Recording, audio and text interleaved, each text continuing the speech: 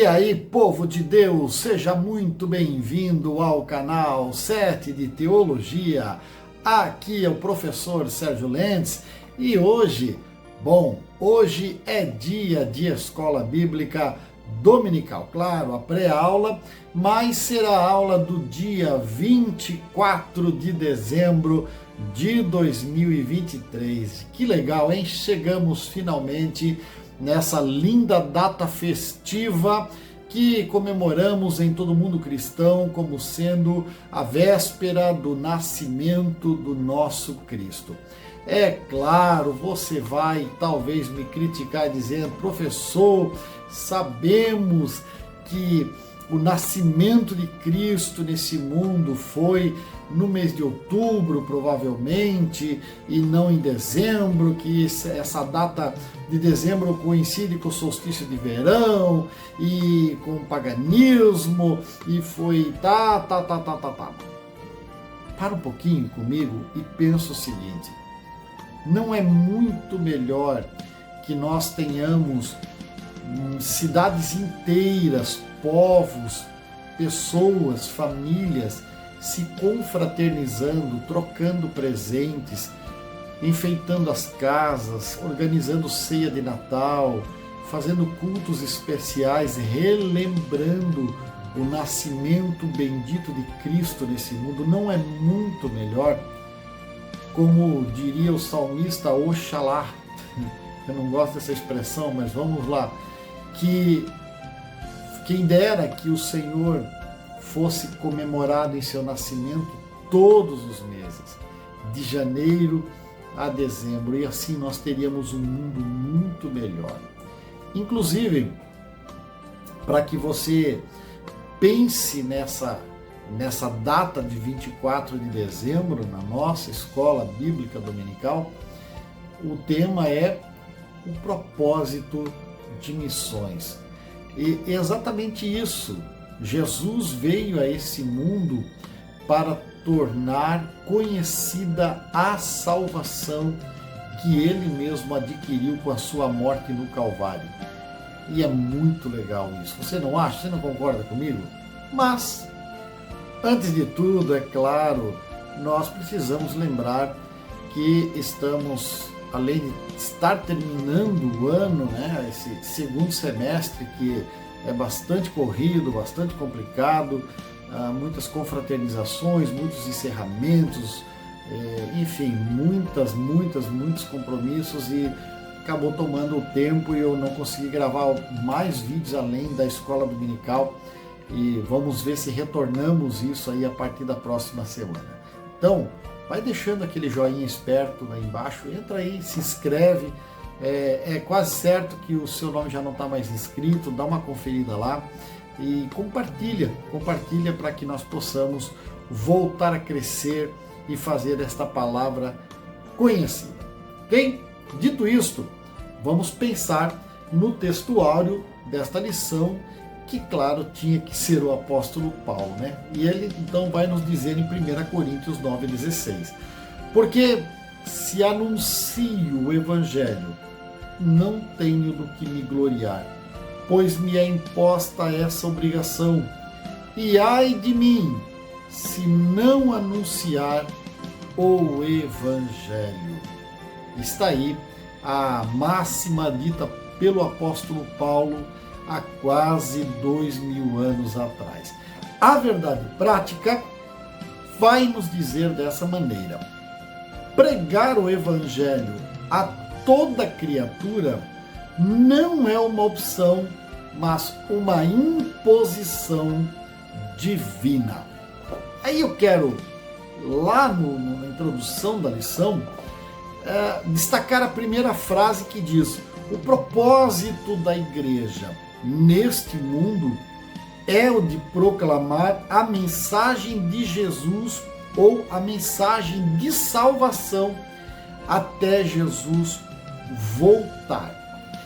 E deixa eu pensar com você uma verdade aqui, porque nós temos o propósito, mas tem uma palavra que está implícita no texto e que não é falada mas precisa ser trabalhada nesse domingo e, claro, precisa ser trabalhada nas nossas realidades, que é o processo. Porque todo propósito só existe porque houve ou está havendo um processo. Então, propósito e processo caminham juntos.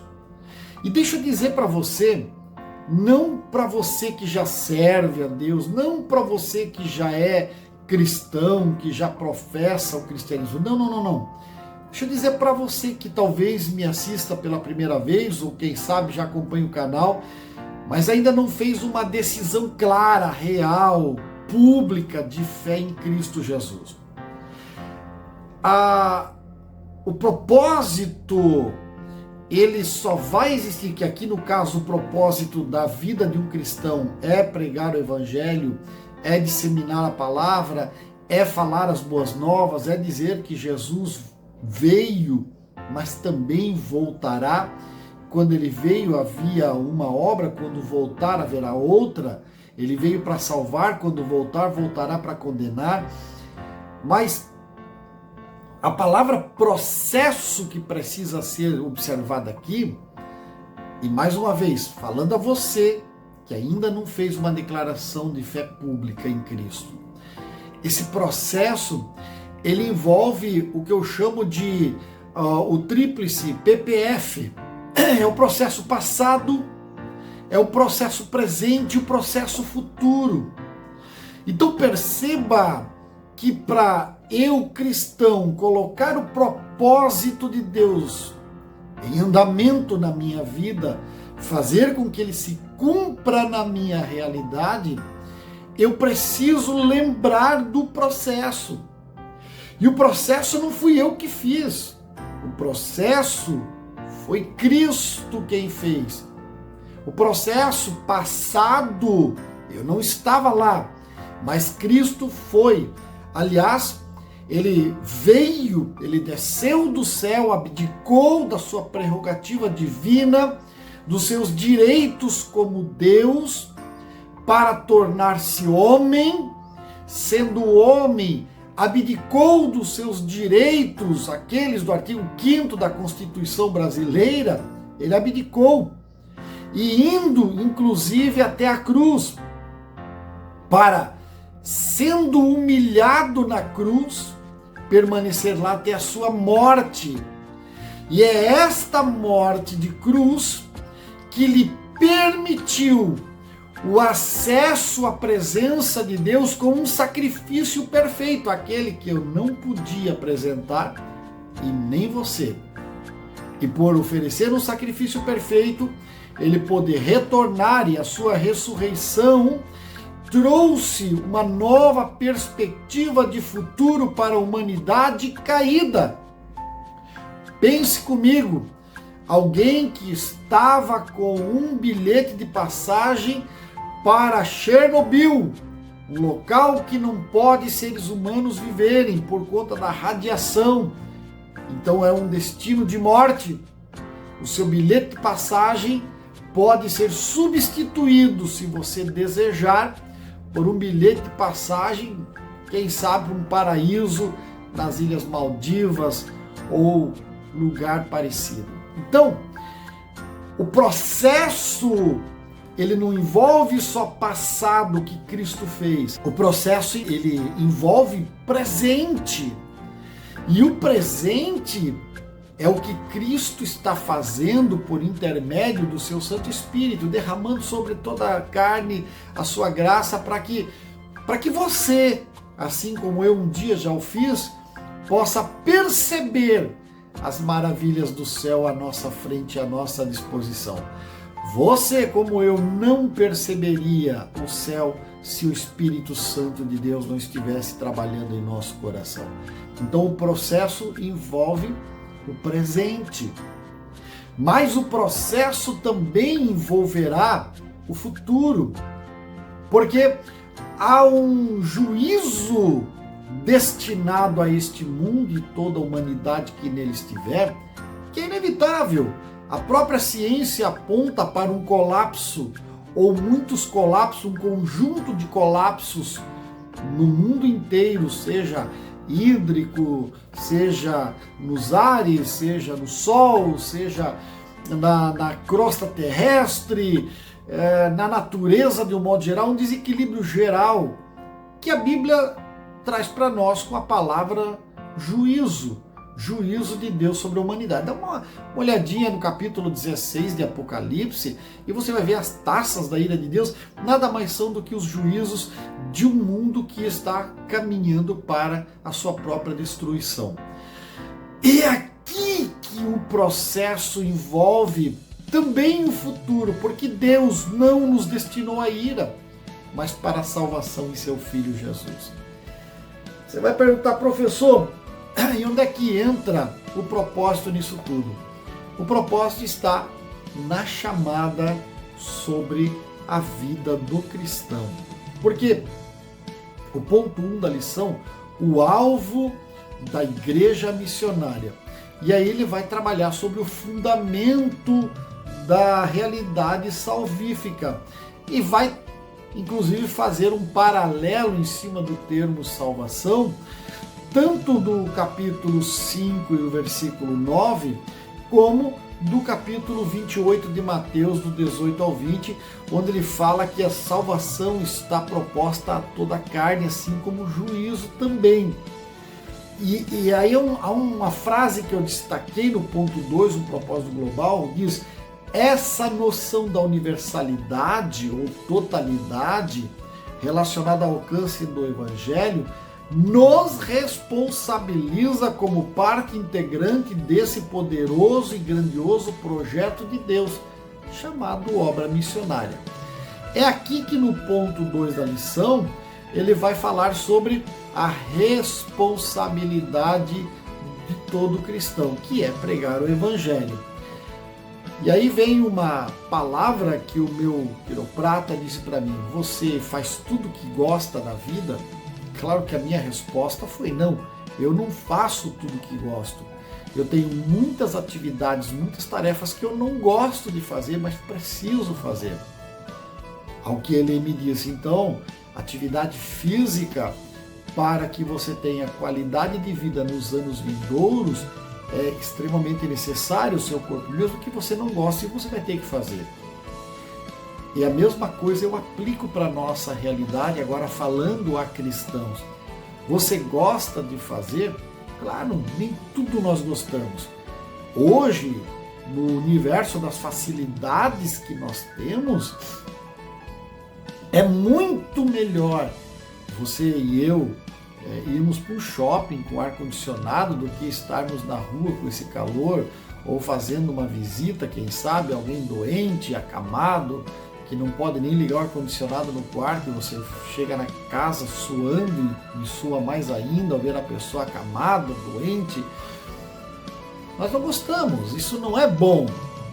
Não tenta me enganar dizendo que é bom, porque não é bom.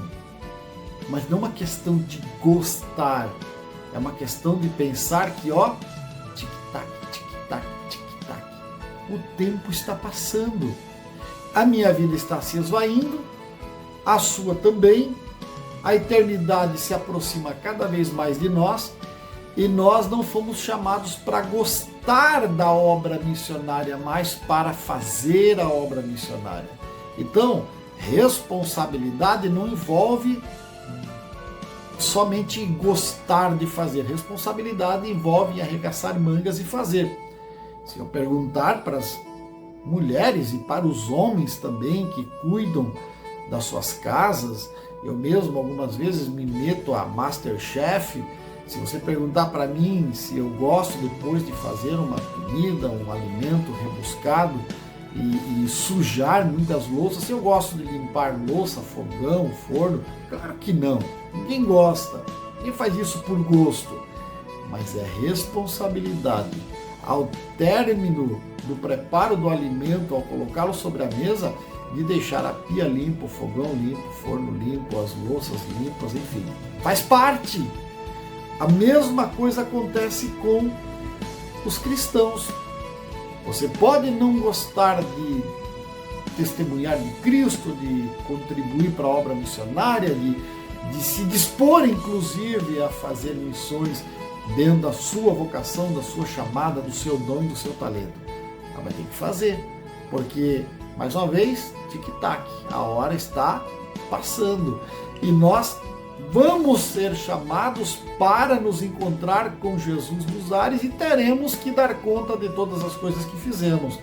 E aí termina a lição com o segundo tópico, onde o apóstolo Paulo destaca inclusive essa frase dele: pois me é imposta essa obrigação. E aí o destaque é porque a expressão ai de mim se não pregar o evangelho tem dois sentidos: obrigação e punição.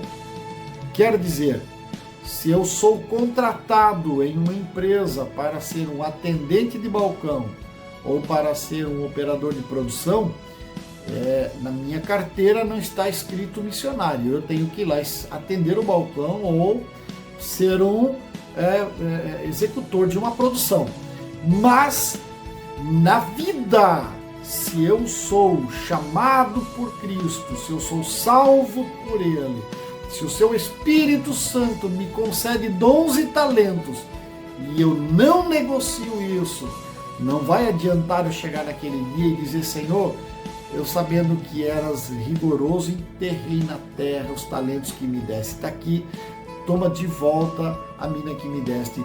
Porque a palavra dele para esta pessoa será: apartai-o de mim para as trevas exteriores, porque sabias que eu era homem rigoroso e não negociaste o talento que te dei. E aí eu fico com algumas imagens pensando no evangelho show, nas bobagens que nós vemos em nome do evangelho. Isso tudo terá uma consequência funesta no dia do juízo. Repense o seu gosto, porque não é o que gostamos, mas é o que somos responsáveis e somos chamados a fazer. A lição termina dizendo: de fato, evangelizar não é uma opção, pelo contrário, é uma imposição divina como resultado do que o Senhor Jesus fez em nossas vidas por intermédio não somente do seu Espírito Santo aplicando em nós, mas principalmente em nome do que ele fez na cruz do Calvário. E esse é o sentido do Natal, que vamos comemorar próximo dia 25. Tradicionalmente, dia 24, véspera de Natal, as famílias se reúnem para jantar, para fazer uma ceia, para trocar presentes, para lembrar daquilo que Cristo fez por nós. Que o espírito natalino, que é o Cristo verdadeiro, nasça em nossos corações, não somente dia 24, 25, mas todos os dias, e que nós possamos não somente trocar presentes, mas trocar o evangelho do reino uns com os outros, a fim de podermos todos juntos um dia sermos chamados de uma grande multidão como a areia da praia. E aí vamos poder cantar: tantos como a areia da praia, tantos como a areia do mar. Façamos um excelente final de semana, um excelente Natal, na presença daquele que era, que é e que será, para toda a vida, o maior, o melhor, o mais fiel companheiro. Um forte abraço!